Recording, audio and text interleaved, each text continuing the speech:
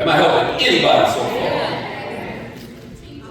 In our text, the writer of Hebrews, he writes this to encourage the Christians during that time and in that setting to keep going, even though they catching hell.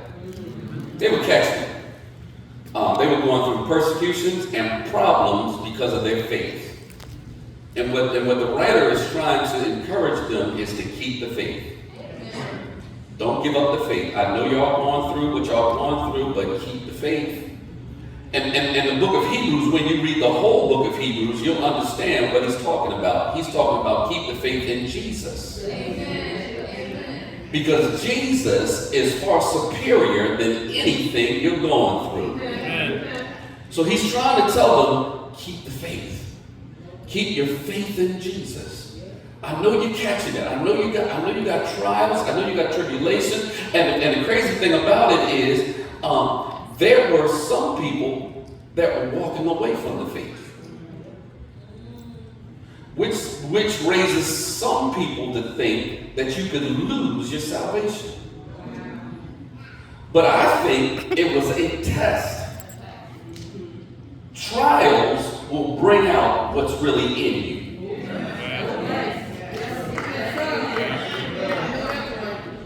If Jesus was never in you, trials will reveal, troubles will reveal, problems will prove, persecution will prove is you is or is you ain't a child of God.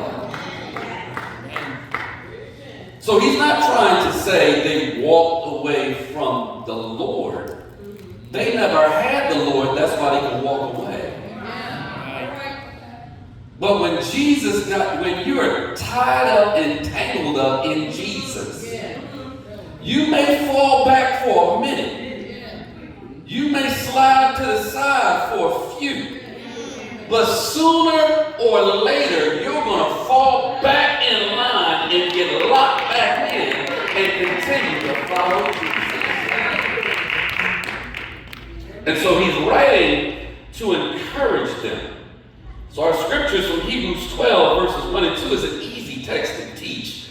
He says, we as Christians are in a race. The race we are running is the race of faith. That began the very moment we asked Jesus into our lives. I would suggest that Jesus was the starter of the race I ran track. Jesus was the starter. Jesus was the coach, and Jesus was also at the finish line. In other words, the race is all about Jesus. It ain't about your book deal. It ain't about you living on top of the world. It ain't about you being happy. It's all about you conforming to the image and likeness of Jesus. Your destiny is to become like Jesus. Your destiny is not to be a wealthy millionaire. Your destiny is not to be popular on social media. Your destiny is defined by, are you being developed into the character of